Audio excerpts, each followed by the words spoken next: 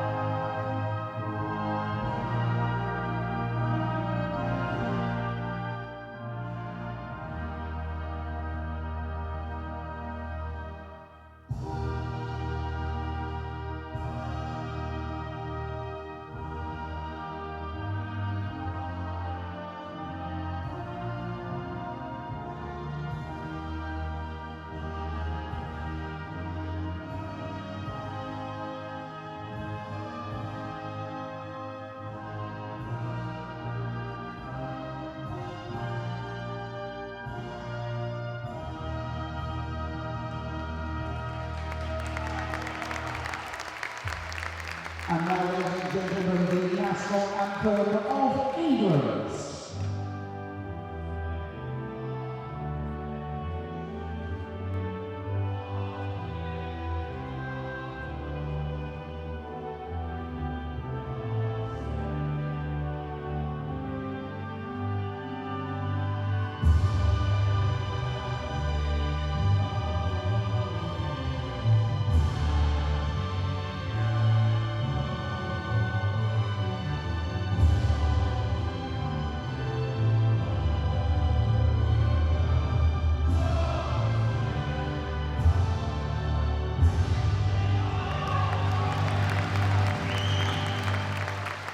Thank you very much, ladies and gentlemen. The two teams now exchanging. Two wonderful renditions then of the anthems, and now the players just introducing themselves to each other. There's the changing of pennants also down in front of our commentary position with the two sets of coaching staff, all very friendly, very amiable at this stage of the afternoon, exchanging pennants. Very, very nice to see. So welcome along. I'm Dave Bracegirdle. Beside me for this afternoon's international is the first national futsal coach of England, now a member of the FA Council, Graham Dell. And Graham, we're very much looking forward to this. It's a game, it's a friendly game, but it's got an awful lot riding on it. Start of a new campaign for both these sides. The last time they met almost a year ago, Wales were victorious. England, over the course of this weekend, will want to turn that around, and they'll also want to sow the seeds of a good season themselves. Dave, good afternoon, good evening, in fact it is. Yeah, absolutely. I mean, friendly internationals are exactly what they are. They have a little bit of homegrown pride for both teams that are involved, but I think what's important for both of these, it's a new coach for Wales with Carl Jones, and Mike Skubala from an England perspective will be wanting to try and cement some of the work that he's been doing since he took over from Pete Sturgis in the last campaign, and that's sort of a long journey through to the next stages of qualification. Perhaps here in the background, the PA system, particularly loud here inside this wonderful arena at St George's Park.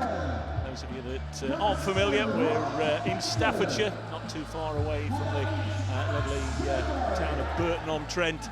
set in 330 acres of very, very special countryside here in the FA's National Football Centre now.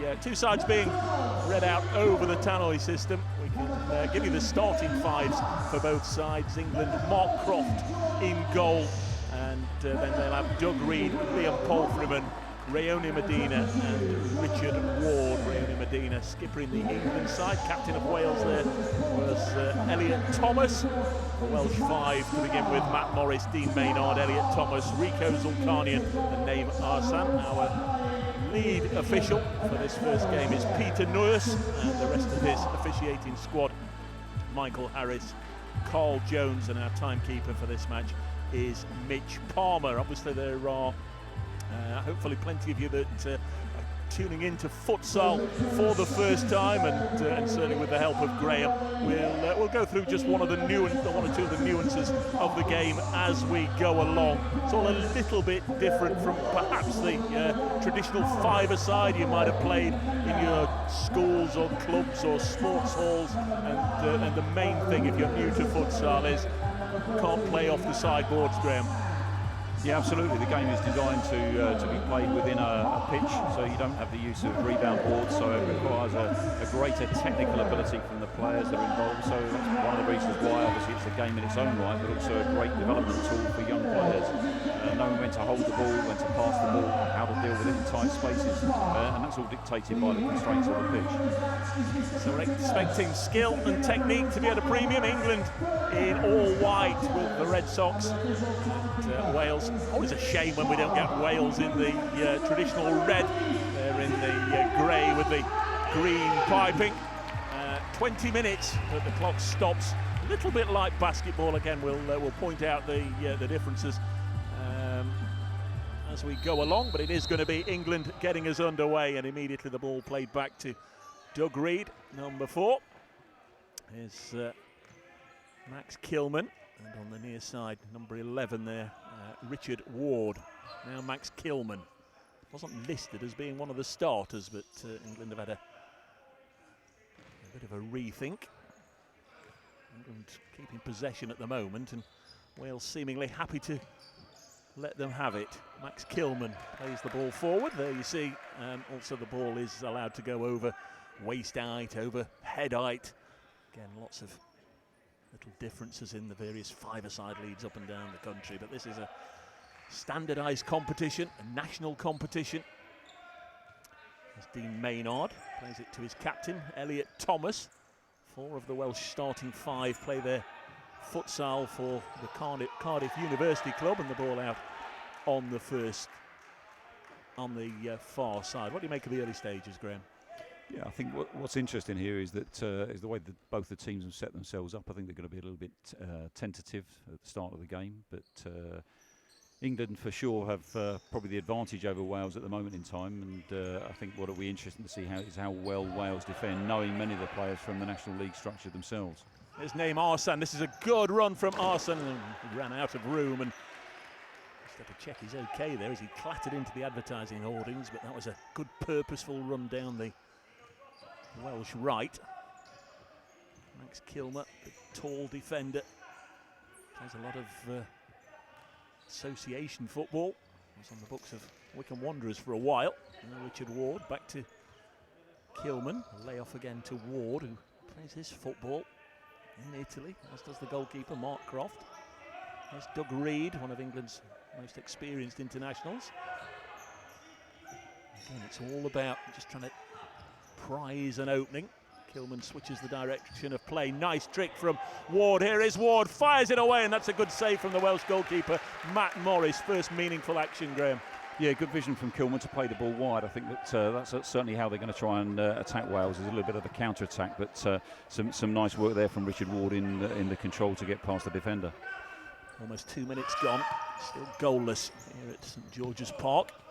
England and Wales, friendly international, first of a double header. Kilmer on the far side, the captain Medina loses out, and Wales get it away, and it'll be a kick into England on the near side. one of the key things, Dave, with the game is many people think that the game is about the tricks and the flicks, and already we've seen in the opening minutes this is more about the quality of the pass and ball retention, and that's certainly something that's allowed England to progress into that attacking third pretty quickly. Richard Ward with the kick in. Back to Reid. Now Kilmer again. Seeing a lot of the ball at the moment. Kilmer. Ward with a kindly rebound and very nearly threaded it through there to Medina. Once again, England pressing on the edge of the Wales area, and that will be a foul. And it's important that a side don't commit too many, because once you've committed 5 fouls in a half, the results can be dire. One of the contrasts with 11v11 and other forms of small-sided, that you might actually think that this is an advantageous position, but if you look at how condensed the players are in and around the D and so close to the goal, you've got very little space by which to move that ball, so not as easy as perhaps it looks. It's going to be Max Kilman to take it, left-footed. It's just about kept out by Matt Morris, the goalkeeper. I'm not entirely sure he knew too much about it. Spread himself nice and big, though. Back to Ward, that's taken a deflection and will go behind for an England corner. Good pressure from the hosts. Yeah, it's important here that if you're looking to release a shot in the final third, it's going to do one of two things. It's make sure it's got to go in the goal first and foremost, but if not, it's going out of play, and don't allow the opposition to retain the ball so they can counter-attack against you. Ball out again. Clock stops every time the ball leaves the playing area. So we do get a full 20 minutes. The referee's spotted an infringement there in the area. Captain Leone Medina pleads his case, but that won't persuade the referee to change his mind. Free kick to Wales, quickly taken. Here's Dean Maynard. Now Thomas, there's 8, the captain. Now the tricks and flicks of Zulkarnian. Back to Maynard. That's a decent ball in, and run from Rico Zulkarnian. I think a couple of England players just sort of knew what they were doing there, almost sandwiched him out of the action. Yeah, I think they did, and the important thing when you're defending is to be patient, because ultimately the opponent's going to give the ball away to you either from a misplaced pass or you just force the error. Being Paul Freeman on, as you can see, it's a game where substitutions will come thick and fast, so long as the player leaving the arena is off first. You can make as many as you want in the course of the game. Zulkarnian gives it forward to Maynard over on that far side. A complete England 4 here from Helvetia, so as a unit they should know what they're doing. Helvetia, a London-based club. I think it's fair to say they've probably been England's most successful club over the last few years. There's Arsene. And a strong run down the right a moment or two ago. Looks as if England are about to make some changes. Here's Elliot Thomas. Now Maynard, still goalless. Here at St George's Park. Put on by Arsene. First touch there for James Webb, another Helvetia player who's just come on the field, number 10.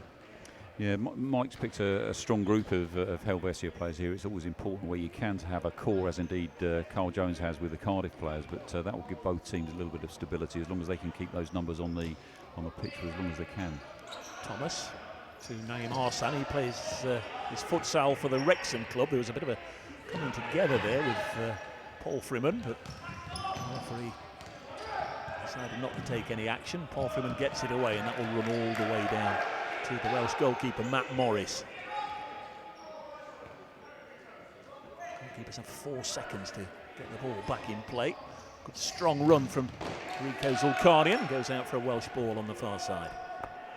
Yeah, Zulkarnian's an interesting player. I think the players are familiar with him. They understand what his route to goal is, and it's normally going to be pretty straightforward. But he has a very clever pair of feet on him, and I think that it's important not to get mesmerised by those and react to what he does rather than what you think he might do.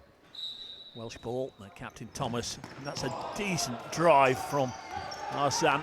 Kept out by the England goalkeeper, Mark Croft. He also plays his futsal in Italy for the Valari club near Bari. Serie B club over there. Changes coming thick and fast for England.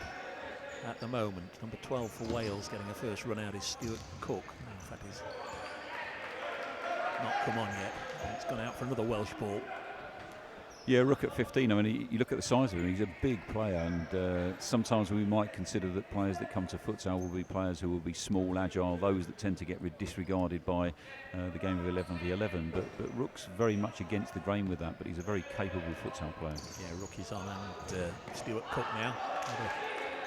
Shot straight at the goalkeeper. Game, as you can see, is being played at a pretty decent tempo. And 10 for England is James Webb. One of these players started, well, the outfield players that is, so a welcome breather for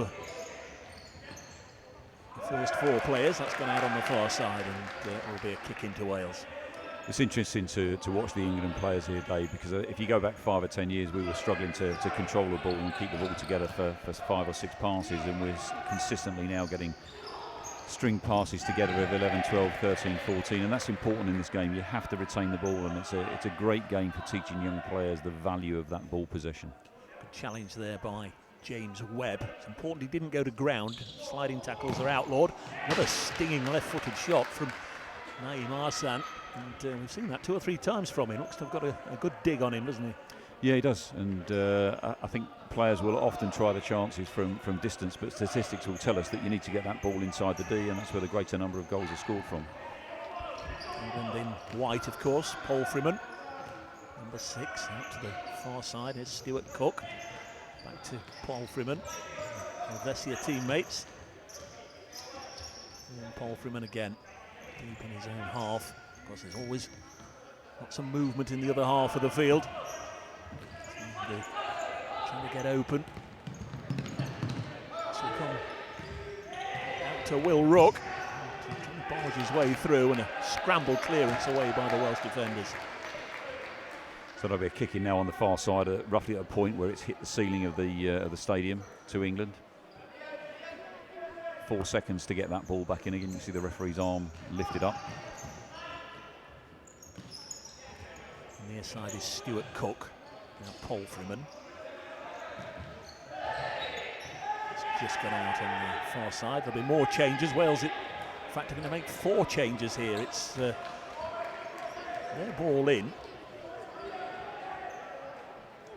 Is that a risky ploy to make 4 at once? Yeah, not so much 4 at once, but what I'm surprised at, and this is probably a learning for the referees, because in international competition, one of the players, Ulkani, he's run straight away from the ball as it was playable, and I've seen referees start to count at that point as well. Good strong challenge there by Johnny Nelson, another of the Cardiff University futsal players. In fact, 8 of this Welsh squad football for Cardiff.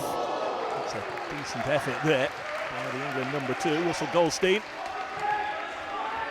It's interesting when you look around the world, and we're no different here in Britain, the number of players that come out of the university structure, and the university structures now have become very, very strong. A lot of work being done by Bucks, the sport controlling body of British University College Sport, and they have a very, very strong futsal programme. So it's no surprise that Cardiff contribute a significant number to the Welsh programme.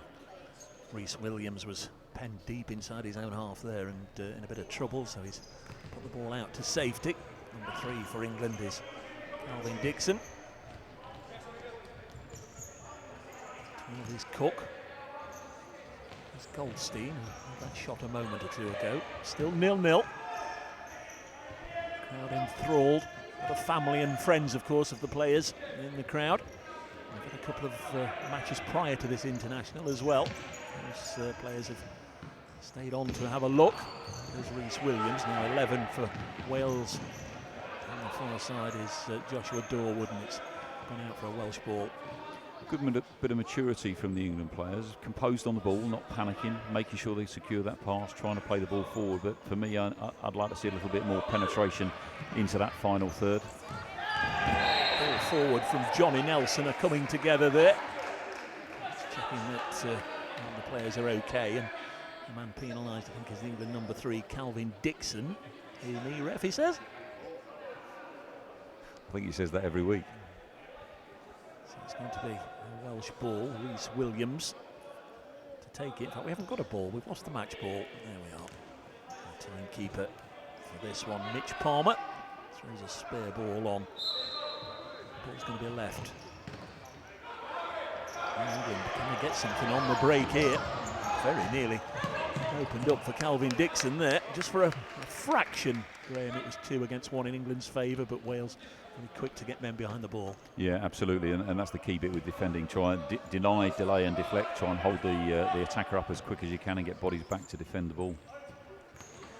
There's Russell Goldstein. Over to the far side is Cook. Goldstein again. Started on the right. He's now switched to this left channel. Nice little layoff. England playing pretty patterns here, and then rather ambitiously Calvin Dixon from a good way out tries a left footer which sails over the top. Absolutely, and that's the bit where the maturity lets itself down a bit, because you need to retain that ball. Don't give the ball away, don't give it to the opposition. They can only hurt you when they've got the ball, and sometimes it's those opportunities that come at you, and you've got to try and pass them by just to retain the ball. The game is unforgiving if you give the ball away. Good to have you with us on FA TV. We're at St George's Park for England against Wales, the first friendly futsal international of the new season. And England trying to make inroads here down the right with Cook, and that ball into the area is tidied up nicely by Rhys Williams. Gets it forward to number 11, Josh Dorwood. A bit of composure there from Dorwood. Players haven't had too long to stand on the ball in this game. It's been a lot of closing down, and then a rather aimless ball forward from Nelson goes out. I think there was a bit more high pressure from England. I think Nelson had very few options, and he's tried to switch the play a couple of times, and as long as that high pressure comes in from England, I think he'll surrender the ball at most opportunities. England have got their captain, Ernie Medina, in possession at the moment, back on the field. Just had a little breather for the last few minutes. Richard Ward back as well. So getting some of the starters back on. 3 of the 4 outfield starters now on the field. Here's the one who didn't begin the game, James Webb, back to the tall figure of Max Kilmer. Gets the ball back via a Welsh deflection, and that will run through, I think, to the Welsh goalkeeper Matt Morris. I'm not convinced that England are trying to play with Medina as an out-and-out forward, a pivot, as it may otherwise be known. But he's certainly getting the ball, and they're getting the ball into him, but they're not surrounding him with players so he can lay that ball off for a player who's running from midfield, which would be the usual modus operandi to try and get a strike on goal. So I think they need to do better to try and get players around Medina when they do manage to get that ball into him, which they are doing pretty well. Decision of the official is that it will be a Welsh ball on the far side. And again, 2 head coaches taking the opportunity just to bring the changes again. Elliot Thomas, the Welsh captain, back on the field. Plays it to the near side to Warren Hudson. And down the line, Josh Dorwood. Did well to hold it up there and retain possession. Referee starts counting. 4 seconds, of course, to get the ball back in play. That'll be a England free kick. 2 fouls committed by both sides. The relevance of that we'll point out when we get an opportunity, when there is a little bit of a break in play. We'll also have a timeout. Each side is allowed 1 timeout in each half. We'll discuss that as and when it comes into play. England, meanwhile, trying to get the opening here, and that was the first real foray forward from Max Kilman. Really was a really good rampaging charge upfield by Kilman. Got on the end of that lovely ball in from James Webb and just nudged it wide of the post via a deflection. Great ball from Webb. The vision to see Kilman coming through on the right-hand side, and that little turn of pace to get him in was fantastic. Kilman takes the kick back to Ward, scuffs his drive from distance, plays it back to Kilman, and England just in reverse at the moment, but they retain possession.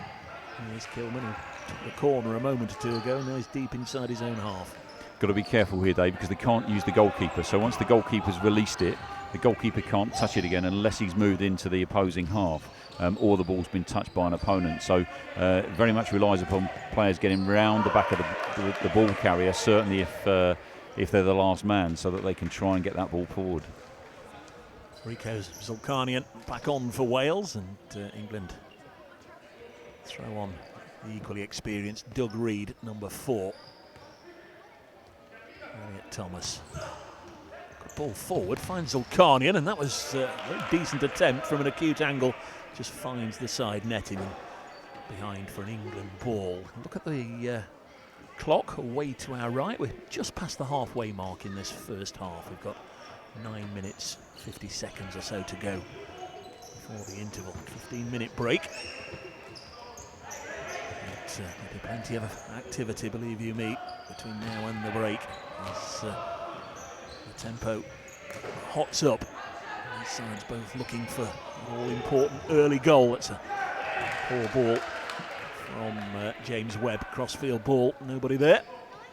I sense here, just looking at that last little move from England, that Mike Skubala is trying to get them practicing to play a flat 4-0, which basically means that none of the players break the defensive line. They try and draw the opponent out. So trying to draw Wales in towards them onto the ball and allow them the space to attack in behind them. Maynard back to Thomas, now Zulkarnian. Full of tricks, there's a twist and a turn. It's gone out, he thought he'd on a corner kick, but the official on the far side says no, it'll be an England ball. Sorry Dave, see what I mean about the patience. If you're patient in defending, the opponent's going to give that ball away to you, certainly if there's no passing lines and no passing options on. Ball forward to Rook, I think that's gone behind, it has indeed, so it'll be a Welsh ball.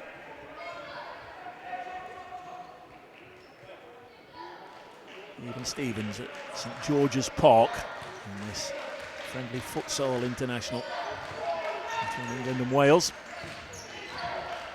England the higher ranked side, but the last time they faced the Welsh didn't end as they would have wanted. They lost 6-2 in Cardiff last December. He's done well there, Dean Maynard. That's a great ball through and attacking at the far post as well. Certainly, if you're playing from right to left or left to right, if you can strike that ball in almost as if you're striking to miss the goal, hoping that a player is arriving at the far post to be able to get the tap in, because the goalkeeper can't defend the near post and the far post. It's too tight. Kilman moves it off to Reid. Break again for Kilman. Now can he finish it? He can't. Welsh goalkeeper Matt Morris has done pretty well actually. 2 or 3 times he's come to the edge of the area and made good blocks. He's done very well. There's Doug Reid, and it's gone out for an England ball. I think a little move with Kilman there was an example of how the ball influences the game. So many people think that the ball is heavier than a football. In fact, there's a minuscule difference in the overall weight. The main difference is the size of the ball and the fact that a futsal ball has got a lot more foam in it, so it's a minimal bounce ball. It means the ball's in play a lot longer. England ball then on the far side, played all the way back to the goalkeeper, Mark Croft. There's Doug Reid. Rolls it to Russ Goldstein, a Vessia teammate. There's James Webb, who's had a pretty decent first half. Goldstein again. Doug Reid wants it and gets it. Experienced player Doug Reid. Goes on the run. It's gone out. It'll be an England ball again. Back to Webb. Goldstein. There's Reid. Fingers heavily taped. Wales at the moment just can't get a sniff of the ball. This is good from England, keeping possession. That's good possession by England, as you say. I think the other point here is a key facet of futsal is looking to be involved, play the ball. How can you get back involved in the game again? And Reid has exemplified that on a couple of occasions in this last little flurry. There's Goldstein, and that's a decent shot again from Russell Goldstein, and well turned away by Matt Morris. It'll be an England ball. We've got about 7.5 minutes to go. Which side's going to blink first then? Which one's thinking about making a timeout, do you think? Well, I think probably could well come from England. I think that they've certainly got the pressure of possession in their favour, and I'd probably be looking to try and make sure that has an impact. England ball, and lifted high up to the far post. What happened there then? Did he take too long? I think I'd call it a schoolboy error, yeah. Just 4 seconds once you've addressed the ball or the officials deem that the ball is back in play. You've got 4 seconds to play it. And if not, your opponents will take over possession. That's what happened there. Is Zulkarnian.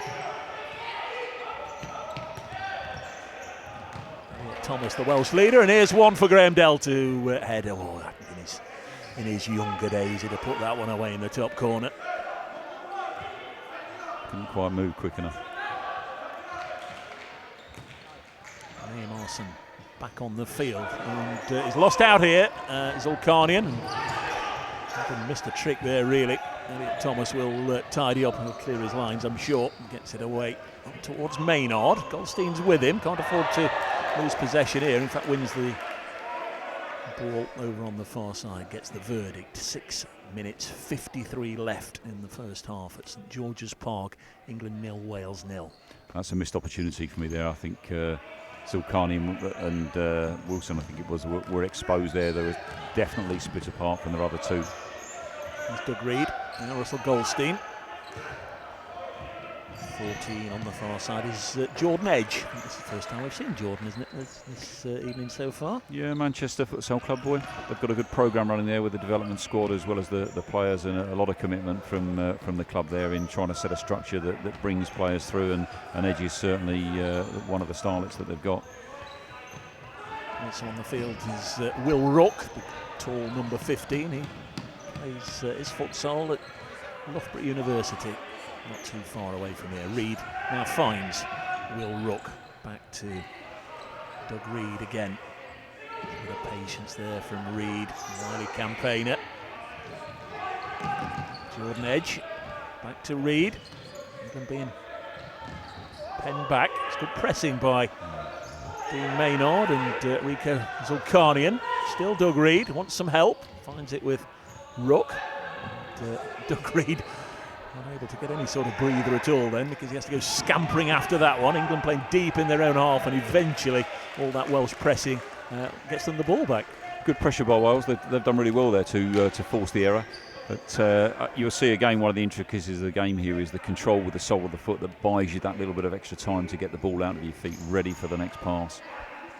Live this Saturday evening, St George's Park, this Futsal International, the first of a double header. These two sides meet again tomorrow around about the same time. And, again, we'll bring you commentary of it. And there's another stinging effort from Jordan Edge this time. And the goalkeeper has just got a touch on it, Graham. They've given it as an England ball. Yeah, but a numerical superiority, as we refer to it, 3v2 in England's favour. But perhaps again should have done a little bit better there. Needs to keep the ball on the ground, pass the ball around, look for the players to overload the box. Ball forward. And number 6 is Conor Rogers. First time he's been on the field for Wales. Both sides asking for that verdict. The officials weren't actually really all that close, and Welsh, I think, a little fortunate to get it. It's a long ball forward. And goalkeeper Mark Croft comes out of his area to clear it. Game just got a little bit stretched there, actually, at both ends, didn't it? Yeah, and that's at a time where you really need to just try and put your foot on the ball and settle the game down, just to make sure that you can keep that possession and not get caught. Mass changes made by Wales. Rhys Williams has it a long way down the field, and there's an attempt from the angle by Josh Dorwood. And again, either into the side netting or maybe the frame of the goal, but certainly Mark Croft had it covered. 4 minutes 50 left in this first half. Neither side yet have felt the need to call for a timeout. One apiece permitted in each half. I think both teams will be probably quite comfortable with this at the moment in time. Neither one has set themselves aside from the other to say that they shouldn't necessarily be in front or have an advantage. So I think try and keep the momentum going without breaking it with a timeout. There's Paul Freeman. That's given away though. Sloppy ball by Stuart Cook, and Rhys Williams can come forward now. He's slipped over. Here is Liam Paul Freeman. Can he get the shot away? He's lacking in support. In comes Conor Rogers, just making sure that ball and if necessary man were eased over the sideline. Certainly going to be an England ball. the key thing is he hasn't given it away. I think he was running into no man's land, but with no support, there's not a lot else he could have done there. Everybody back for Wales. 12 is Stuart Cook, 5 is Max Kilman. It's a nice ball in towards Medina. Cook again to Freeman. Fast-paced game. Still awaits its first goal. Here's Max Kilman. Freeman. Again the layoff to Kilman. Forced wide by Connor Rogers. Really well. Close man marking from Connor Rogers. Might have to do it again. Kilman's in possession on this near side. Just inside the Welsh half of the field. Stuart Cook rolls it forward to Medina. And Kilman again. Good give and go. Nice from England, but unable once again really to... They're kept at arm's length, aren't they, Graham? Sorry, we'll bring you in a moment because Max Kilman already trying to forge a way through. Now Freeman again. Once more tries a drive, and this time well held by the goalkeeper. Chance for Wales to break.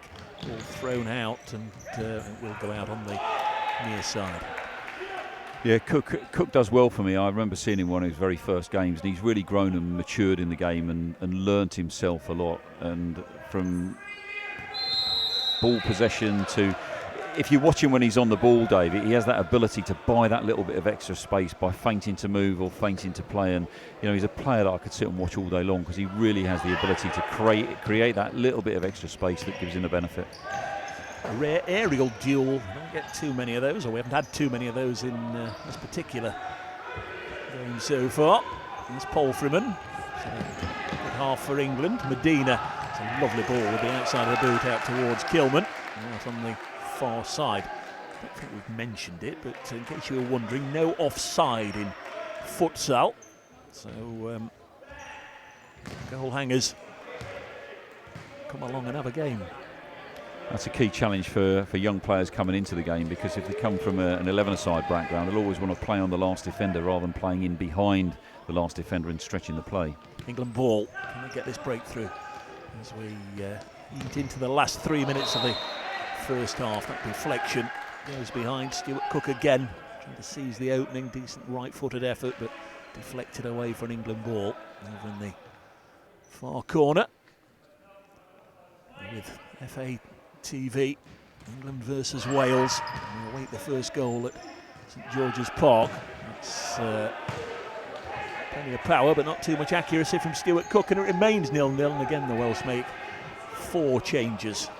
Yeah, they seem to be playing in banks of 4, the Welsh, and that may well be something to do with the number of players that are coming from Cardiff. 14 on the near side. There's Arsene.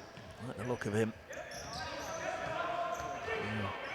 Zulkarnian under pressure in his own area, and England might get a chance here, and that was just the wrong side of the post from Rayoni Medina. And Zulkarnian really played himself into trouble there, Graham. Yeah, good pressure, but Medina did really well to respond and react to that, and I'd love to say I think he could have done better, but I'm not sure he could have done. Nelson. Again, taking a little bit of a risk. Here is Zulkarnian, and for him, a better area of the pitch, but he's lost out, and here's an opportunity here for England to take the lead, but the goalkeeper again quickly off his line. And Stuart Cook there, I just think he was stuck between a rock and a hard place for a moment. He wasn't sure whether to go for goal himself or wait for support. Yeah, that's an element of the laws of the game that I'm not comfortable with, insofar as that the goalkeeper can come out with 2 feet straight at an attacking player, but if that was a defender doing it to an attacker, you'd automatically have a foul. So I think goalkeepers get somewhat protected. For me, that was a foul in England's favour. Official just having a word with the Welsh bench there, whether there was some over-the-top protesting, I'm not sure, but it's all been sorted out. Doug Reed back on, now Max Kilman. Only got 1 minute 50 left in this first half, which is absolutely flown by. Good sensible refereeing by Peter Nurse there. I think it was more about just trying to calm 1 or 2 of the Welsh players down, but sensible approach. Medina playing as a pivot, trying to hold the ball up, bring others into play, and Medina not shy at letting the referee know he thought he was being held there. Freeman, Reed, Kilman. This is England's starting outfield 4. They may well go on and finish the half. And about 80 seconds left. There's Kilman. It's away again for an England ball. He's done well there, Kilman. That's the point I was making earlier on, that if you're playing that long ball into Medina, who effectively might be playing there as a pivot, although you'd have more players around him, you've got to make sure you join your defenders in midfield and the pivot player up. Otherwise, he's going to be in trouble by 2 or 3 defenders around him. Did England use up a second or two there just to get James Webb back on the field? Here he is. It's Paul Freeman. He'll shoot, and again away, this time off Elliot Thomas, and behind for another England ball. Clock stops again. 1 minute 14 remain in this first half at St George's Park. England 0, Wales 0, as you can see in the top corner, top left-hand corner of your screen. This ball, I think, brushed off the back of Medina. He wasn't really expecting that. It's the first time really we've had a corner that's been lifted into the penalty areas. Yeah, I'm a bit disappointed with the set plays. I would have thought we'd have seen a bit more from both teams, to be fair, on set plays, because futsal's no different from 11v11. Make your set plays work. Elliot Thomas lifts it forward. Zulkarnian, Paul Freeman and Reid go to close him down. Put the ball out for a Wales ball. Elliot Thomas, and the captain's armband will come over and take it. The referee hasn't started counting yet. He's just making sure that Paul Freeman goes requisite distance away from the ball. Inside the final minute now is Arsene. Thomas scoops it forward, and there's the shot, and there's a goal. Adam Orme has scored for Wales with 49.3 seconds left in the first half, and Wales have the breakthrough, and it's their number 7, Adam Orme. And just look at the joy in the Welsh team. Matt Morris runs all the way down to celebrate with him. It's England 0, Wales 1. Yeah, that's a great pass down, a parallel pass as we call it. Come across from the left-hand side, move the ball straight away down, parallel with the touchline. And he's taken that really well. Nice finish. The goalkeeper got a hand to it. He'll be thinking Mark Croft maybe could have done better, but almost shot it in from point-blank range, and very, very difficult to always keep them out. There's plenty of power on it, and Adam Orme has put Wales ahead. 36 seconds remain in this first half. Shot from Cook, well held by the goalkeeper. The edge of the area. Doug Reid, and Reid will shoot. Plenty of bodies back there. Difficult trying to get it through the crowd. Reid takes a circuitous route, goes to ground, and retains possession. And Elliot Thomas, I think, says he didn't touch him, ref, but the free kick has gone England's way. 21 seconds left. Yeah, that's the time to be patient around the D. 21 seconds. It's time enough to get a goal. Just got to make sure they try and work something here. James Webb will take this. His 3 teammates in a line. Waiting for the floor sweeper.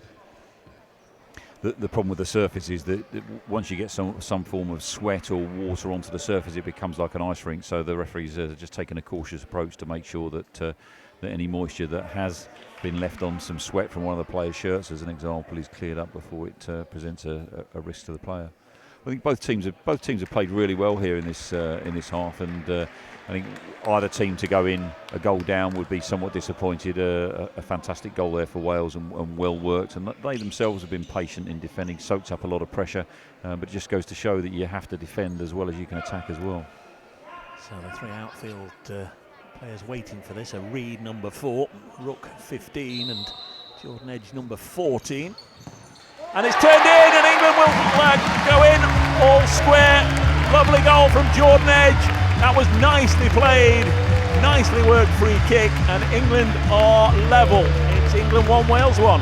Yeah, and there was, I was saying, we hadn't seen much from set plays, and it just goes to show how that can get you back in the game or change the game. So they've done well with that. Poor defending, I have to say, but to England's advantage. Yes,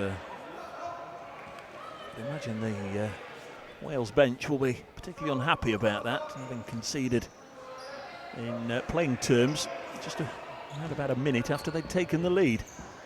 And England come again with Will Rook and Cook. It's effort from distance, knew the clock was running down, and it's off the mark. There goes the hooter. Half-time here at St George's Park.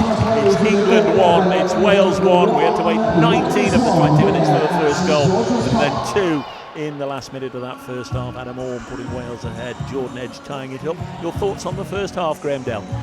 Yeah, I think very evenly balanced, and I think 1-1's a fair result at half-time. England getting back into the game, Wales having soaked up a bit of pressure and secured the first goal on the counter, or a well-worked play rather than the counter, I should say. But I think that certainly you are at your most vulnerable when you've scored a goal, and I think that's a lesson for Wales for sure, is to make sure that the elation of having scored a goal is not offset by taking your mind off the ball as far as defending is concerned. And they weren't particularly sharp in the defensive set up for that set play, a pretty basic set play.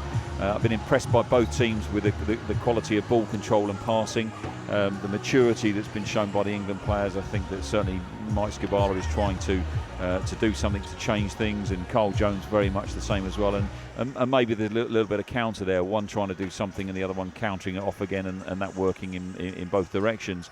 But there's lots and lots of learning, and from a Wales perspective, they will certainly have learnt from much of the development work that's been done, perhaps by England over the years, and they've learnt from it, and that's just one of the ways in which teams learn, and the game of futsal is about learning from everybody, and from us learning from people as well. I think what's important for Wales is that they need to try and make sure that the possession counts, and for me, been pretty impressed by the work that Carl Jones has done with them. Neither head coach calling for a timeout in that first half. Does that suggest anything to us? It must suggest they were happy with the way things were going. Yeah, I would suggest so. I mean, the key element with the timeout is it's the opportunity to have a tactical change. And in fact, you actually get 2 in each half, because you've got your own and you've also got your opponents as well. And a lot of coaches tend to miss that, and they're not prepared for the opponent when they call their timeout. So when we talk about challenging coaches, this is a great game for challenging the coach, because you've got to be on your game right the way through that 20 minutes or 30 whatever minutes is with the clock time. But for me, I think both coaches made the right decision. I think they had the momentum going. It was pretty even either way, and not necessarily anything strategically that you would change. The points that I made in the half really was England playing the ball into Medina. I just think they probably needed to be a little bit closer to him to try and get something off the back of it. But again, there might have been a little bit of trepidation by making sure they kept the door locked from a defensive perspective. But no, I wouldn't read anything into specifically not taking a timeout. I think if one of them had taken one, the other one probably would have done the same as well. Graham, thanks very much for now. Graham Dell will be back with us for the second half, which will come up on FATV in, 11 or 12 minutes' time. The half-time score here then at St George's Park is England 1, Wales 1. Adam Orme putting the Welsh side ahead. Round about 19 minutes of play had gone when he gave the visitors a lead, slightly against the run of play. Wales have had a chance or two themselves, but the way they celebrated that goal, you can see what it meant to them. But they will have been very, very disappointed then to have conceded an equaliser deep into the final minute. Jordan Edge tying it all up, so 1-1 at the break here at St George's Park. Remember, it's a big week of football coming up for England. Remember, the full men's England team are in action at the end of the week. They play Germany at Wembley on Friday, and then a match against Brazil on the following Tuesday. Tickets still available for that one via the fa.com website. You can have a look on there and pick your tickets. England's women are in action in the not too distant future, actually. They've got a couple of FIFA Women's World Cup qualifiers coming up. Friday the 24th of November, they're at Walsall. England's Lionesses face Bosnia and Herzegovina, and 4 days after that, Tuesday the 28th of November, they're at Colchester United's ground where they play Kazakhstan. Again, tickets are available on the fa.com/tickets. Second half to come. Stick with us here on FATV. England versus Wales. This is the third game that we've had here in St George's Park this afternoon. A couple of development games for the spectators here inside the arena to enjoy. South London ladies getting the win over Loughborough Futsal ladies earlier, winning by 5-1, and then a very, very competitive game here, highly enjoyed by the crowd. England under-19s played Manchester Futsal. Manchester romped into a 3-0 half-time lead in that one. Back came England under-19s to tie it all up, 3 goals apiece, and then right at the very death, Manchester getting a 10-metre penalty, and with the last kick of the game they won the match. So Manchester Futsal defeating England under-19s 4-3 in a match, almost an exhibition match, before the start of this game, England versus Wales in the friendly international. And if you've been with us since the start, I hope you've very much enjoyed it. 1-1 at the break, so everything to play for. And of course, the last time they played, last December, Wales with the spoils defeating England by 6-2 in Cardiff. This is a season where the European futsal teams will play in the futsal European Championship. Sadly, neither of these sides will be involved. Neither made the journey through the qualifying programme, so they've missed out. England was seeded 28 in those European qualifiers. Wales seeded 41. Both actually finished second in their qualifying groups earlier in the year. England finishing behind Albania, having defeated Malta and Bulgaria. And Wales were also second in their qualifying group behind Moldova, having defeated San Marino and Greece. Wales beat San Marino 8-1 in those qualifiers. That's their record win. England also scored some good goals when they defeated Malta 6-1 earlier in the year. England had a summer tour, went out to China in June, where they defeated China 5-0. They also played Malaysia there, a similar 5-0 scoreline in that one, and they also played the Czech Republic on their travels in the summer. They lost that one 5-4. So coming into this game here at St George's Park this evening, England have won 5 of their last 8 matches. So a little bit of indifferent form for head coach Mike Skubala to address. Certainly want to get the results over Wales this weekend. Remember, another match tomorrow. It kicks off at 4 o'clock local time, 4 o'clock UK time. And again, it will be screened live by FA TV here from St George's Park. These two teams meeting again. Out on the field at the moment, Graham Dell and Pete Sturgis doing a little bit of media work, just doing some interviews there for the spectators here in the hall, just talking about their time in charge of the England futsal team. Pete Sturgis, of course, recently stood down, replaced by Mike Skubala. He was given a nice memento of his time in charge earlier in the afternoon, a nice presentation for him. So this match will resume in the next few minutes. A season, of course, where both sides really will be looking to build, find some players, find some momentum ahead of World Cup qualifiers in a year or so's time. Not playing in those European Championships in Slovenia. So will be a diet of friendly fixtures for both sides. England currently ranked 55 in the world, Wales ranked 85, so on those rankings England would be highly fancied to win tonight, but it's not gone that way so far. 1 apiece at the break if you're just joining us. Over the last 12 months, England have risen 7 places. Wales began the year in 85th spot, and that's where they currently are. The global futsal game began as long ago as 1930. It began in Uruguay, actually, when Juan Carlos Cheriani, a Montevideo teacher, came up with the idea of his of indoor football for his YMCA residents. Uruguay was a particularly strong force in world football at the time. They'd won the 1930 World Cup. They'd won gold medals in both the 1924 and 1928 Olympic Games at football. So the game was on a crest of a wave, and Cheriani's new game, futsal, spread right the way through South America. Of course, Brazil have been particularly dominant in the game of futsal. They've won 5 of the 8 World Cups. Spain have won 2, and the most recent winners, Argentina, won the last event held in Colombia in 2016. The game of football effectively,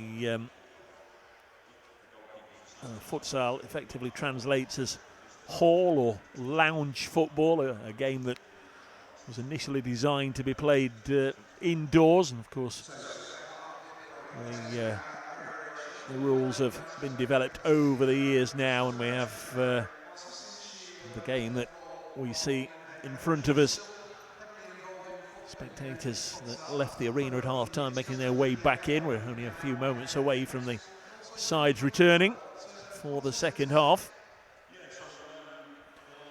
A reminder that the clock stops whenever the ball goes out of play, so 20 minutes of playing time in each half. I think the first half in total lasted for about 40 minutes or so. And limited substitutes, although Wales have named 13 players for this game. England have named 14. Most of them have got on for both sides. Didn't see any timeouts in that first half. Both sides can take one timeout, a timeout lasting of 1 minute. May well see it in the second half as undoubtedly players begin to tire a little bit. Also, we only saw 2 fouls to each team. That the foul clock is now zeroed, goes back to 0, but if either side commits 6 fouls, or if they commit 5 fouls in the half, fouls that would incur a direct free kick against them, from the 6th they effectively concede a penalty. It would be a penalty from the 10-metre mark for the opposition. Graham Dell just getting a good round of applause there, out there on the centre circle, just having a bit of a chat with Pete Sturgis and Adrian Eyre, asking the questions.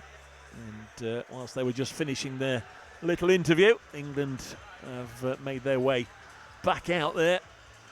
It's amazing, isn't it? It doesn't matter how a side has performed in the first half in any game. In this particular game, England have done okay, but however a side performs in the first half, you always see them come out looking enthusiastic, looking confident, looking ready to go. And we see it here with England.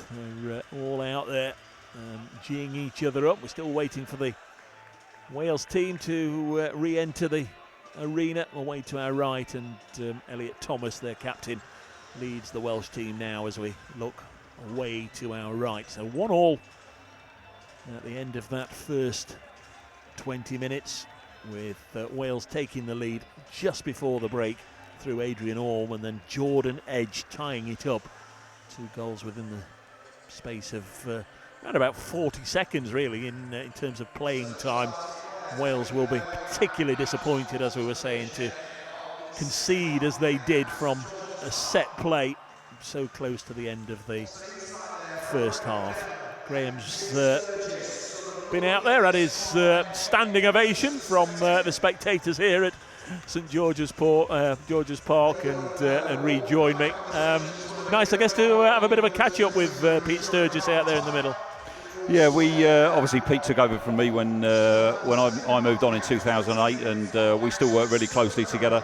And part of the work that I'm doing now on FA Council and representing futsal will engage with Pete in quite a major way because of his responsibility for the 5 to 11 foundation stage, where futsal is threaded heavily through that programme. So we certainly see that in the development of our young players, futsal has a key part to play. But good to catch up with him. We speak a lot on the phone, but it's not often that we get to see each other in the same room. What did he make of the first half? Did he share your thoughts with the two former head coaches in Alliance? Yeah, absolutely. I mean, we have very, very clear views on the game, and Pete was the same. You know, that getting the ball forward, but we've got to join it up and make sure that the rest of the players come to the party, and hopefully we'll see a bit more of that in the second half. But very much a stalemate game. Just waiting, I think, for the music to die down. The officials and the timekeeper just having a bit of a chat, and the whistle has gone, and Wales get us underway in their change colours. I call it grey, slate grey, with the green piping, green trim. Elliot Thomas lifts it forward, and it goes out for an England ball. Wales have Thomas and Maynard and Arsan and Zulkarnian out there, the four that started the game. In fact, England also have the 4 starters out there. It's gone out on the far side. Will be an England ball. Pretty common to start the second half with the same as the starting 4-5 as the first half. So nothing specifically unusual there. I think what's important to make a point about all of these players, they're effectively kids off the street or players off the street. So the opportunity here for any player to play in this England or this Welsh team is certainly there. So players, if they're interested, should certainly try and get themselves involved with a local futsal club. Oh, that's a loose ball from Richard Ward. Should point out that there is one significant change, and that's in goal for Wales, where Lee Jones, who plays his futsal for the Basingstoke club in Hampshire, is on the field, replacing Matt Morris, who I thought had a pretty decent first half. So Lee Jones in goal. There's Reid, back to Kilner. Now Ward. It was nicely played. The ball rolled into the path of Medina. Scuffs his shot by the defender. So a nice early touch for Jones in the Welsh goal. There's Thomas. Over on the far side is Naeem Arsan. Plays for the Wrexham club. The Welsh captain Thomas again. Goes on a bit of a run. Gets the return from Maynard and plays it off England's number 5, Max Kilman, and that will be a Wales ball. I'd be keeping an eye on when Wales are in possession. If I was England, I'd be keeping an eye on them, because I don't think the term we use is to lock the door. So you've always got a defensive structure or a strategy, or at least a player back who's going to stop the counter. But they're playing with players both in wide positions, and if England are able to intercept the ball, I think they've got a really good chance of a counter. Doug Reid tries to get a shot away, but a wall of Welsh defenders block him. A strong run from Richard Ward. Plays for the Virtus Noikataro club near Barry. I don't think you can see this necessarily from the screenshot, but both subs benches have moved round now, so the subs bench itself is always on the defending side of your team. So both benches at half-time swap, making sure that the subs enter in your defensive half. Dean Maynard, Zulkarnian lifts the ball forward to Maynard, and they've taken that first time. There was an opportunity, but the goalkeeper Mark Croft was already advancing, did well to block it. It will be a Wales ball. 2 minutes of the second half. Still England 1, Wales 1. You're listening and watching to FA TV coming from St George's Park. Yeah, Burton-on-Trent. Futsal international between England and Wales, and another snapshot from Naeem Arsan.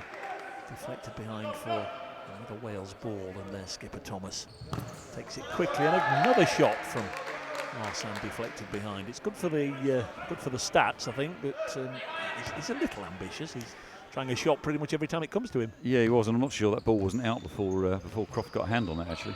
Here's Arsan again, gets it onto his left. Now to Thomas, he will have a go, blocked by the solid figure of Max Kilman, and the ball balloons away over on the far side and out for a Wales ball.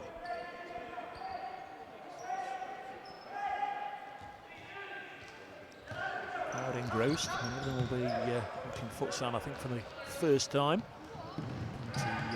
Family members here as well. Oh, that's Doug Reed came in there, made sure he was getting the ball out, and one or two in the Rose-Ed seats in the far side just had to take evasive action.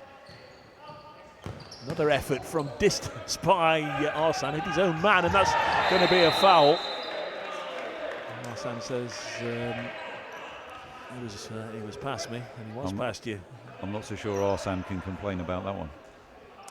Now, all day, every day, that's going to be a foul, the first that Wales have committed in this second half.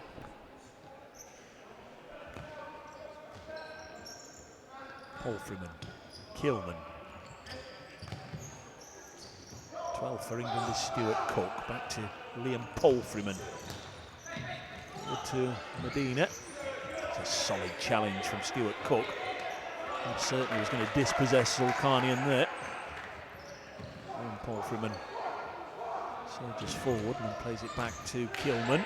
And Medina, if he can get the better of his man here, might be able to get his shot away, but Thomas is a no-nonsense defender and made sure there that the England skipper wasn't going to get past him. It's a Wales ball. A bit of pride between the two skippers there. Good player, Thomas, isn't he? Leads from the front. Sort of inspirational leader you'd want. Is Arsene. He's in a bit of trouble here. Plays it off Paul Freeman, gets it back and concedes a corner kick. Now, for the listeners, why couldn't he play that back to the goalkeeper? Well, because the goalkeeper's already moved the ball out and it's not gone out the half, so he can't have the ball back into play again.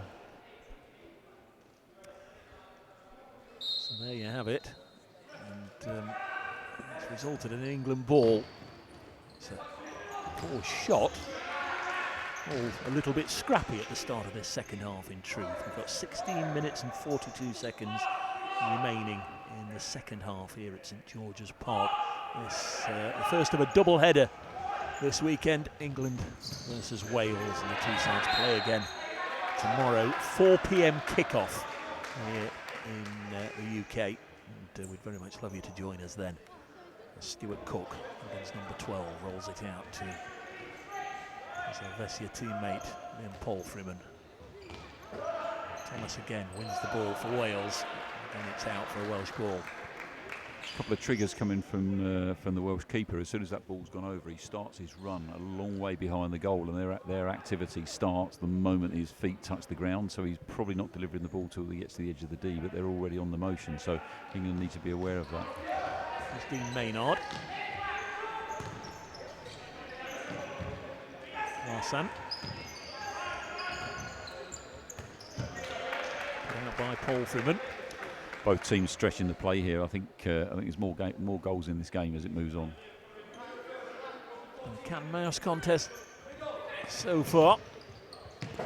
Very watchable contest. Zulkarnian plays it across the face of the penalty area, but no teammates there in support. A real sense of trepidation on from both teams. I mean, just looking at the players, and as a coach, you kind of look in the opponent's eyes and look in your own players' eyes as well. I think both sides are nervous and not quite sure what the opponent has got. Doug Reed back on the field. Number 4 is Paul Freeman.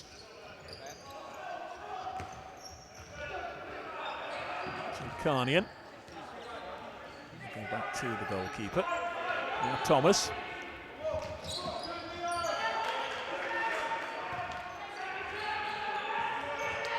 Pressing by England here, they've just up their energy levels with the last couple of changes there. Elliot Thomas. It's going to be cut out nicely by Stuart Cook. Can he go on his own and get a shot away?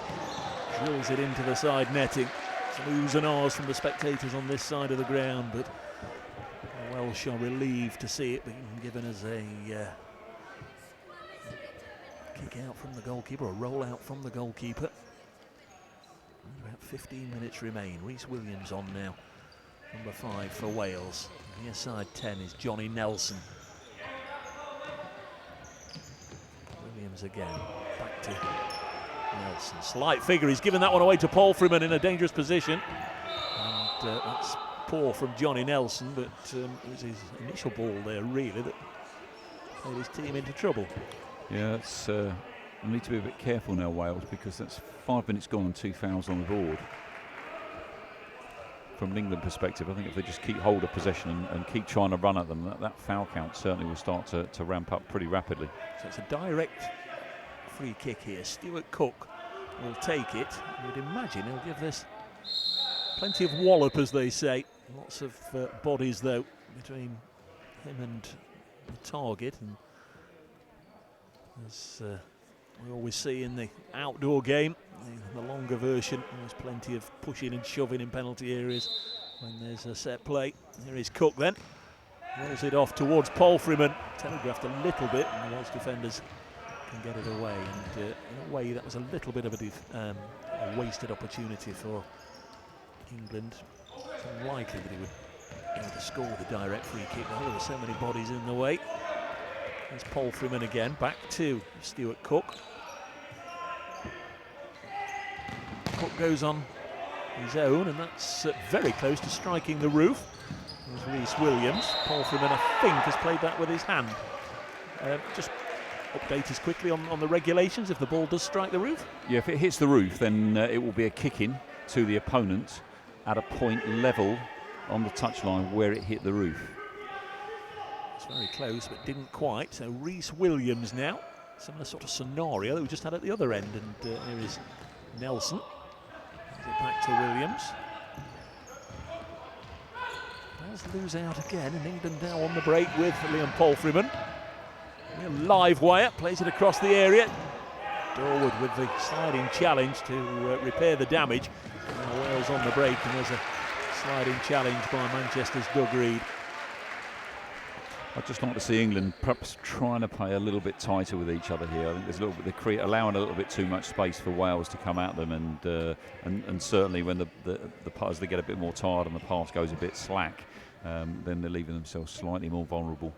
Doug Reed was only on the arena there for moments, put in the sliding challenge, and has been replaced by James Webb. Stuart Cook. There's Paul Freeman, who's been on pretty much as a constant in the second half so far. And Paul Freeman again gets a shot away, well stopped. Well blocked indeed by Lee Jones in the Wales goal. Yeah, he's done a good shift, Paul Freeman. I mean, it's hard work out there when you're working at the intensity that you are. I mean, 80% heart rate for the majority of the time that you're there. One apiece, England pressing. Trying to take the lead for the first time. Paul Freeman. There's ball. Just trying to be a little cute there. The ball was just rolled in the path of James Webb, but the Welsh defender Warren Hudson read it. There's Rhys Williams. Nelson. Williams again. Closed down by the England captain. Medina out off the England skipper. It'll be a Wales ball.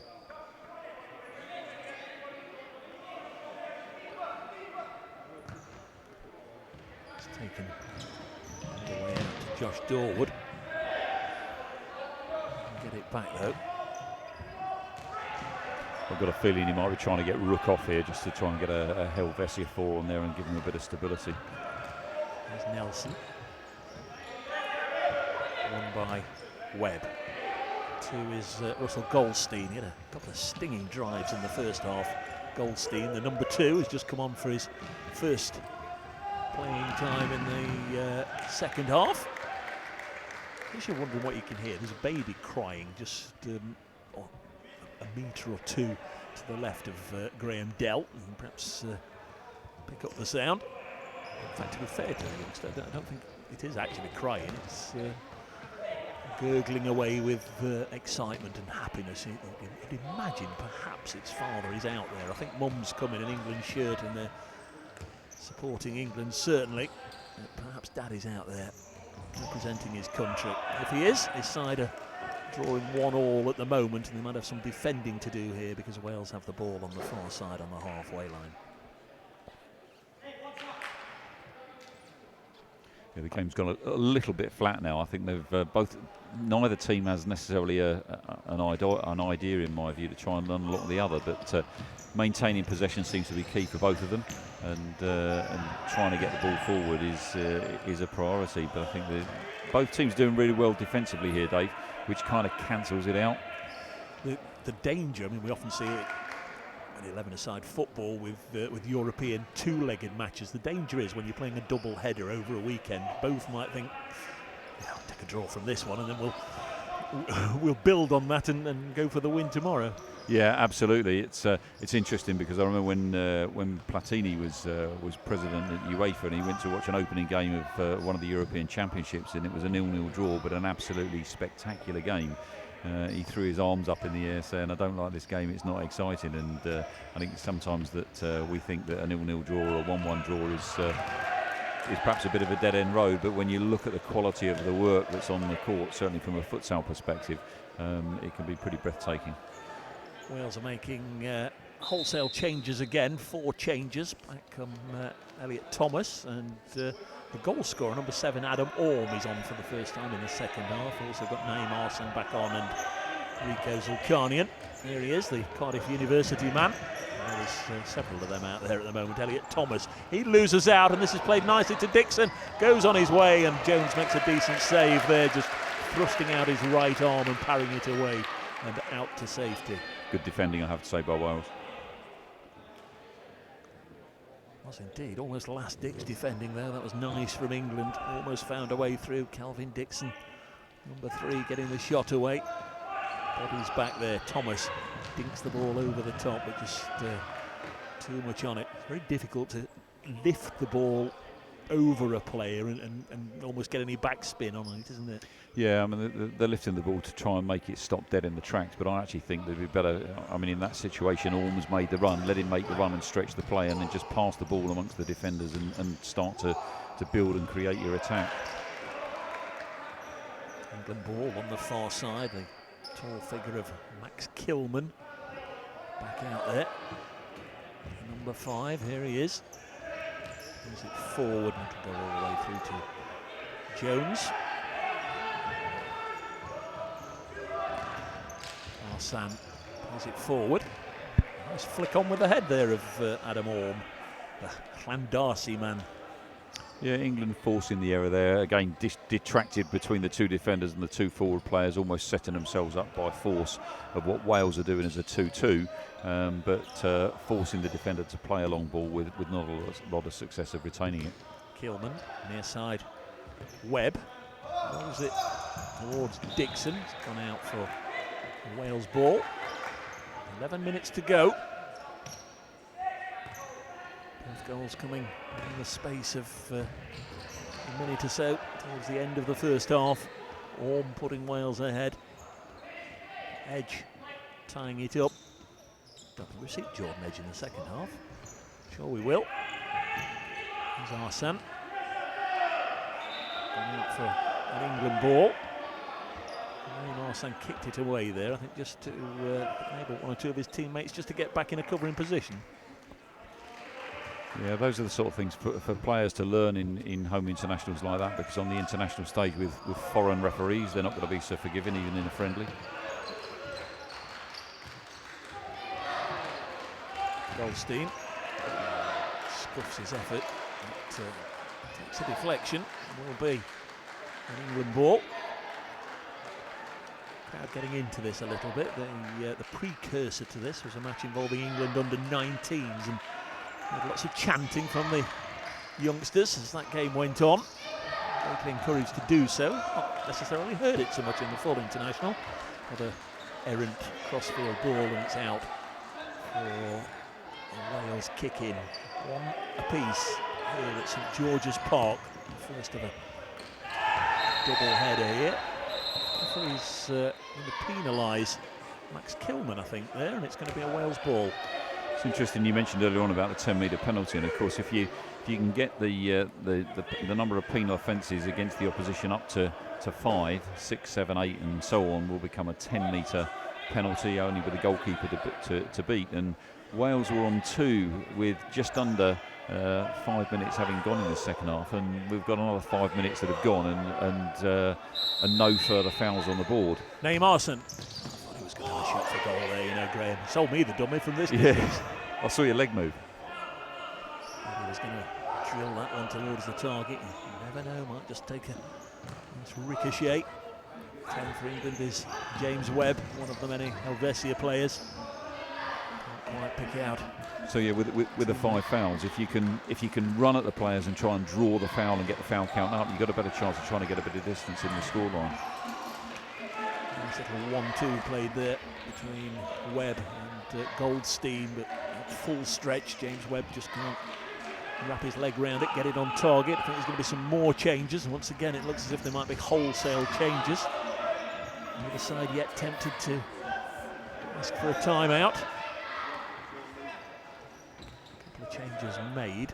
Sort out for you who's on and who's off in just a second. Medina's on, Paul Freeman, the workhorse, is back on. Keelman, number 5, back on for England. It's going to be against Naeem Arsan with a free kick to England, and again an opportunity, I think, perhaps to get a shot away. As Graham Dell was saying, neither side has really been too cute in terms of how they've executed their set plays so far. No, and that for me would have been a lesson from England's goal in the first half, was to capitalise on it when they occurred in the second half. But we're not seeing a lot of that, as you say. Stuart Cook played it through to James Webb. And, see what he was trying to do, but cramped for room. It's gone behind for Wales ball inside the last 10 minutes now. Still one apiece. Thomas lifts it forward. That had to be intercepted by Cook, and it was. Well read. So Carnian was in space behind him. One of the key differences here between conventional 11-a-side football is that when the forward is playing quite advanced, you're not going to defend them from behind. You're going to defend them in front of the shoulder, as Cook did then. And the important thing is to make sure that you can read the pass so you can intercept it, but try and discourage the pass going in the first place.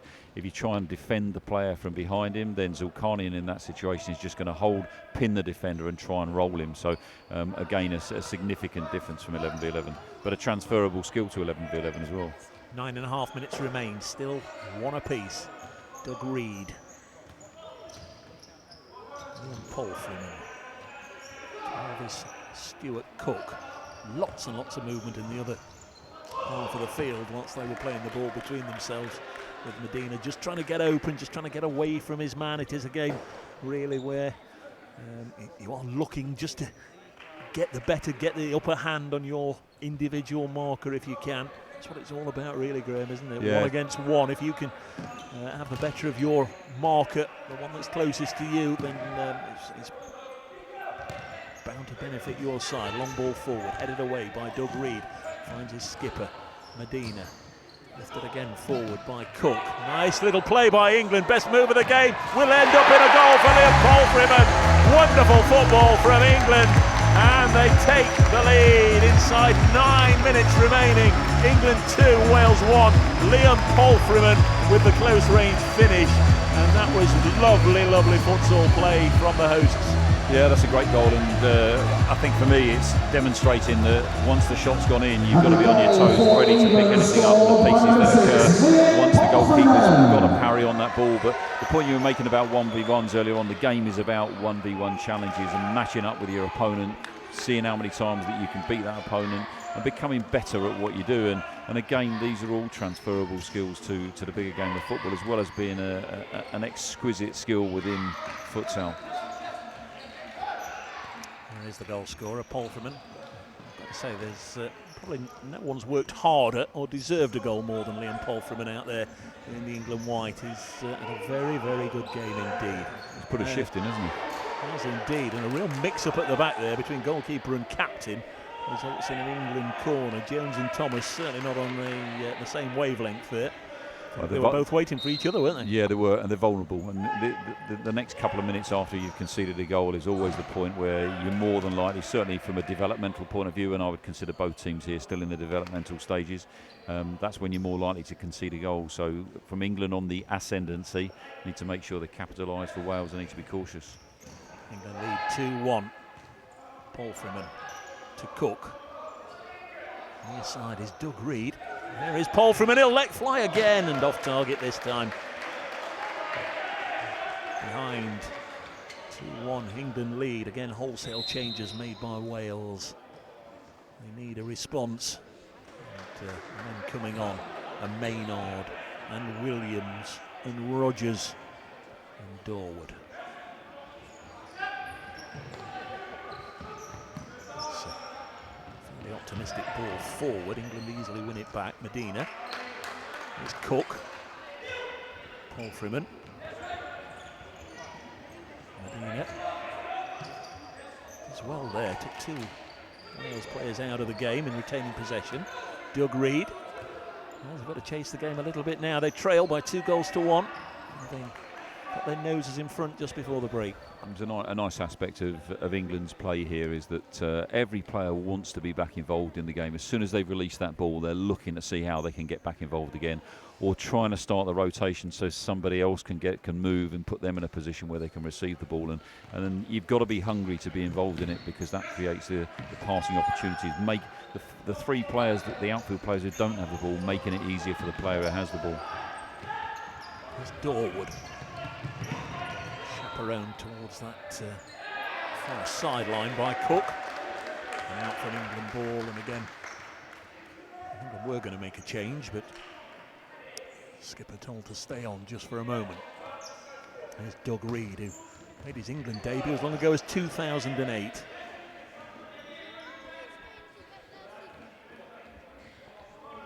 England ball. This is Reed. He's played futsal all over the place. Spain, Cyprus, Serbia, Croatia. A global game. Max Kilman. And Paul Freeman. Kilman again. Now Reed.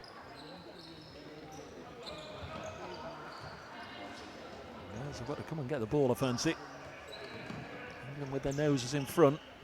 Just need to be patient here. I think if England try and just keep hold of the ball, use it as a training exercise, they'll gradually wear Wales down and pull them out from the D, which will give them an opportunity to try and get that killer pass through to get a strike on goal.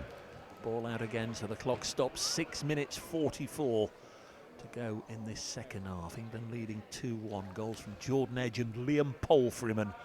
And just joining us, Adam Orme put the Welsh side ahead just before the break. Plus a Goldstein. Max Kilman, nice little layoff to Doug Reed. Goldstein again. Rolls it forward to big figure of Liverpool University futsal player Will Rook. Kilman. Kilman will continue his run. A clever little back heel, and that was nice. Goldstein scooped it over the top. It was a timely challenge there from the Welsh number 6, Connor Rogers.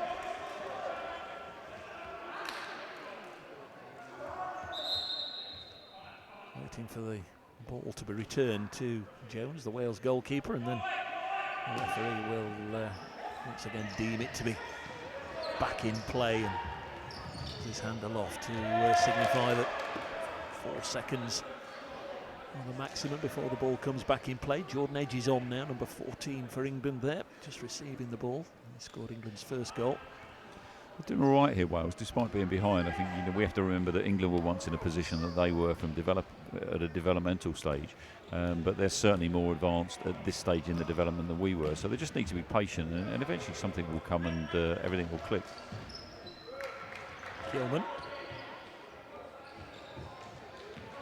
Goldstein moves it forward, trying to find Will Rook. It's gone out again. Still no signs of a timeout from either side.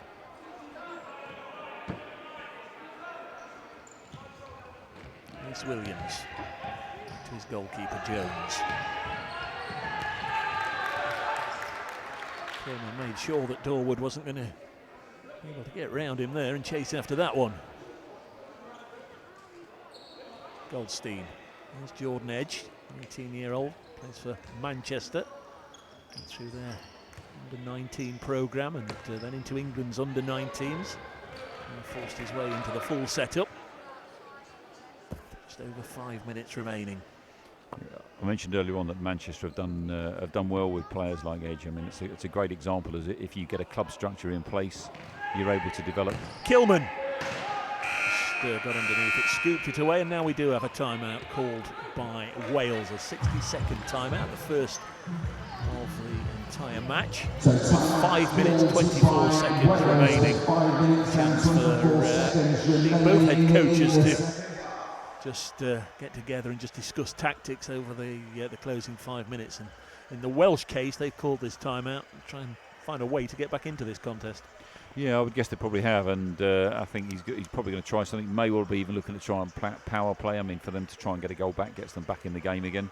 The challenge for England will be to try and guess what they're going to do, first and foremost, but secondly to concentrate on your own game rather than worry too much about what they may well do. Otherwise you'll waste the time out. Let's see what they come out with. The third goal you fancy would be terminal to the Welsh chances and would certainly give England every cause to believe that they are going to begin this weekend with a victory. As Graham was saying there, a bit of patience from the hosts, and might just get to the stage where Wales are desperately chasing the game and get caught on the counter. 5 minutes 24 remain.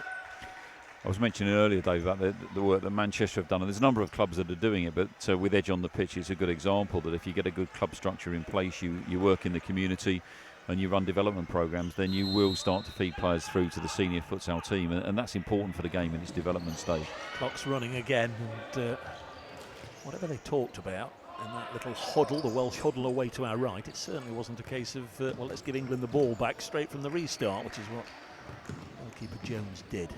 Nice clever little flick on there from Richard Ward, who's back on to try and feed Medina. Out for a Wales ball. Not showing at 5 minutes and 6 seconds now. 5-4, 3-2-1. So 5 minutes left. Good distribution there from Mark Croft, the England goalkeeper, who's had a pretty decent game. And again comes Paul Freeman, number 6. He's done well, hasn't he, Croft? Brought back from in Italy to represent his country. Zulkarnian. Maynard to the goalkeeper, and he can't play that ball, can he?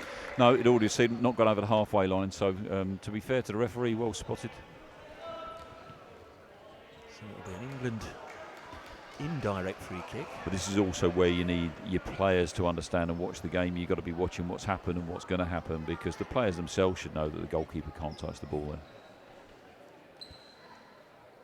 Two men standing over it are Doug Reed, number 4, and Stuart Cook, number 12, who's got a decent left peg, but certainly not much room there really to get the ball through. There is Cook. He's managed to avoid hitting any of those Welsh players in that wall on the goal line, but he's screwed his effort wide. And with 4 minutes 40 seconds left, it's England 2, Wales 1.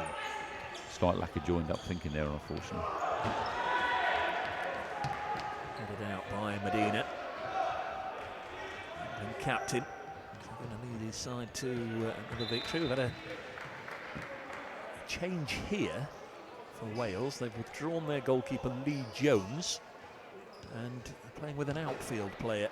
Yeah, so this is what we call the power play. So you see the player with the 8 goalkeeper shirt on, so effectively it's playing with 5 outfield players. They'll aim to pin England back, try and play probably into the 4 corners as they are, keep possession, and take the chance that the extra outfield player with arguably better footwork skills might be able to create an opening. It's an opportunity within the laws of the game to try and create something, but there is risk with it as well. And I think certainly as we see more and more goalkeepers that are developing with good footwork skills, lesser and lesser teams are using the power play because the goalkeeper has the footwork skills. There's the captain, Elliot Thomas, wearing the goalkeeper's jersey. Maynard to Thomas, back to Maynard. The fun will start if and when England get the ball, I guess. Maynard back to Thomas. Maynard again. So if you think here, the concept is, if you think about 11v11, you're playing against a team with a player sent off. You're trying to move the ball as quick as you can from side to side to dislodge them. It's the same principle here, but you need a lot more work rate from the two players up front to make it work. Otherwise, you're just going to run out of steam. And England could do this all day long. So Carnian trying to play it across the face, hoping that Warren Hudson might be able to get on the end of it. He couldn't, because there were white-shirted defenders there turning it behind. On the way back to Dean Maynard. One of the 8 Cardiff University players in the match day 13. Narsan, Maynard, clock's ticking of course, just over 3 minutes remain. Just had a brief touch of the ball there, unable to do anything. Shot towards goal, well saved by Mark Croft. To be fair, that wasn't a bad ball in by Hudson. Croft, the England only 22 years of age. And town is Norwich. Maynard, Thomas again. For me, I think if Wales can just make themselves a little bit tighter and keep doing what they're doing and move that ball that little bit quicker over a shorter distance, I think they may well get something from it. But you see the goalkeeper will swap back again now. Very, very nearly happened there. Yeah, back goes Lee Jones. And Elliot Thomas, the captain, goes and sits down again.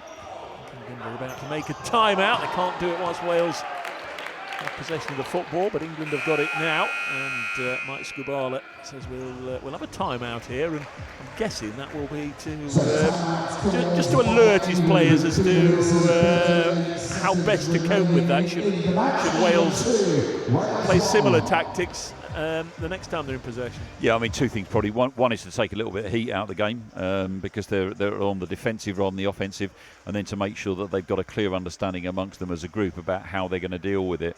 I would suggest probably play a little bit more intact as a group. If the ball goes wide, then Zulkarnian's certainly the player they're trying to get in on the far post, and just make sure the passing line to him is cut out. But otherwise, I would just try and make yourself as big as you can, whilst being compact. A slight contradiction there in terms, but what I'm trying to infer there is make Wales play around the outside of you.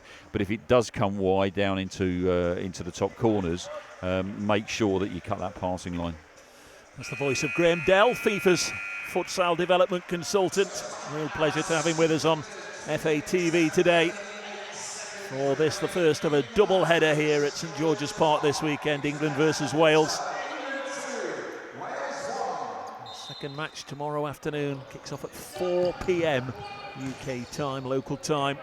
And again, we'll have full commentary for you, live streams, live commentary on fa.com website tomorrow afternoon. 2.5 minutes remain. I think what he's tried to do in the timeout, just quickly looking at this, is to try and get the ball forward, create a high press and stop Wales having the opportunity to get the ball where they can change the goalkeeper, to take the pressure off of or the chance of a power play, take that out of the game. Zulkarnian tussling well to win the ball. Maynard. Here's Hudson, can't afford to lose the ball there. Wales have committed 3 fouls, England 2, so neither side really in danger at the moment of conceding 10-metre penalties. They're the totting up scheme. Concede your 6th foul in a half. Will result in a penalty kick to the opponents. England wouldn't want to do that now, leading by 2-1, but to be fair, it's not been that sort of game, has it? It's been played at a nice tempo, and once again you see Wales withdraw their goalkeeper, and Elliot Thomas, wearing 8, is playing as an outfielder with a goalkeeper's jersey on.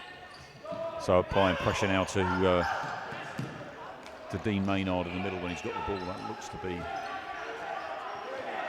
Maynard to the skipper Thomas. Up front again, we've got Dixon number 3. There's Ward, will play it forward. And, decent effort, just wide of the mark. right idea. Paul Freeman, number 6, is back on for England. Zulkarnian. 70 seconds remain. Medina. Good read. With a shout there that there was a nice player on his back. Paul Freeman. Near side, Stuart Cook. Lifted forward to Medina. Wales getting more and more frantic here, you fancy. Free kick has been awarded. England to Wales. Just need to be a little bit careful here, getting caught in possession and just try and keep the ball moving and do the simple stuff. Maynard to Thomas. Back to Maynard. Allowed to wander forward, but all his intended targets closely marked. Arsan, Zulkarnian, out off Cook for a Wales ball. There are 27 seconds remaining in this international. And,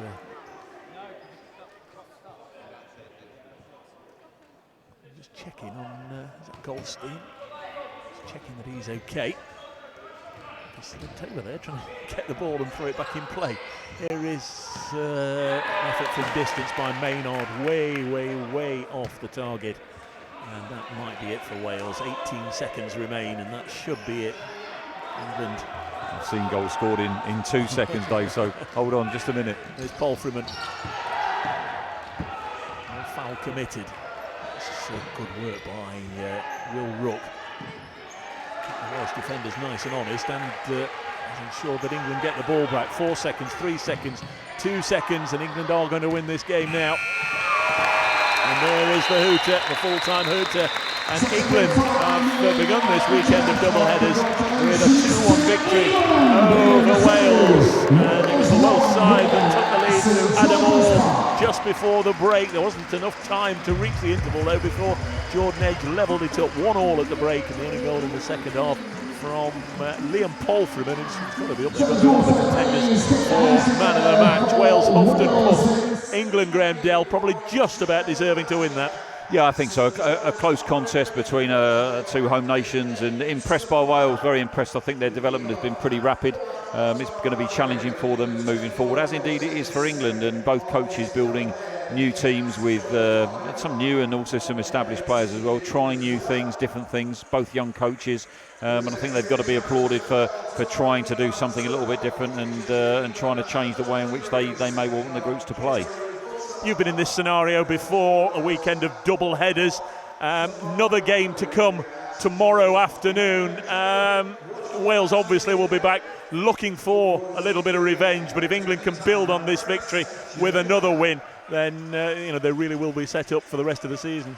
Yeah, absolutely. I think that tomorrow will be a different game altogether. Both teams know a little bit more about each other now than perhaps they did before tonight's game. Personally, I always think that the first games are the most interesting ones because they come in with a degree of naivety. By game 2, they got the game plan together, and it's the strongest coaching group that tends to come out of that from the learnings of the first game. But tomorrow night will be a different kettle of fish altogether, I think. Thanks for being with us this afternoon, Graham. You enjoyed it? Yeah, it's been great fun, Dave. I enjoyed it, and thanks for inviting me.